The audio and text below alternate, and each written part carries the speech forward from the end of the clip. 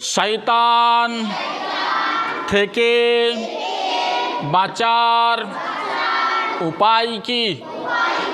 জবাব, আল্লাহর কাছে শয়তানের থেকে বাঁচার জন্য আশ্রয় প্রার্থনা করা আর সর্বদা আল্লাহকে স্মরণ করার চেষ্টা করা। আল্লাহর স্মরণ হলে শয়তান চলে যায়। আল্লাহর জিকির ছেড়ে দিলে শয়তান তার ধ্যান ধারণা ও ওয়াসওয়াসা দিতে শুরু করে দেয়।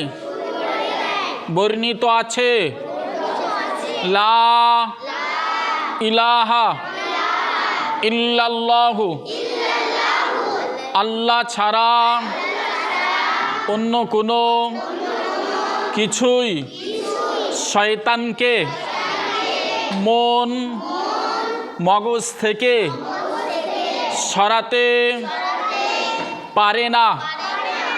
আল্লাহ পাক বলেন, যখন তুমি কোরআন থেকে পাঠ করবে তখন ওরা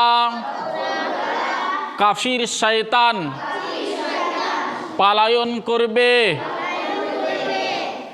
কোরআন পড়লে শয়তান পালায়, আল্লাহ জিকির করলে শয়তান পালিয়ে যায়, আল্লাহকে স্মরণ রাখলে শয়তান পালিয়ে যায়। কোরআন থেকে সরে গেলে, জিকির থেকে সরে গেলে, আল্লাহকে স্মরণ থেকে সরে গেলেই শয়তানের ধোঁকা খাবে, শয়তান বোকা বানাবে। বুঝলেন? আর শয়তান থেকে বাঁচার উপায় হলো আল্লাহর কাছে প্রার্থনা চাওয়া আর ইত্যাদি ইত্যাদি, কোরআন পড়া, ধ্যানে থাকা, আল্লাহকে স্মরণ করা।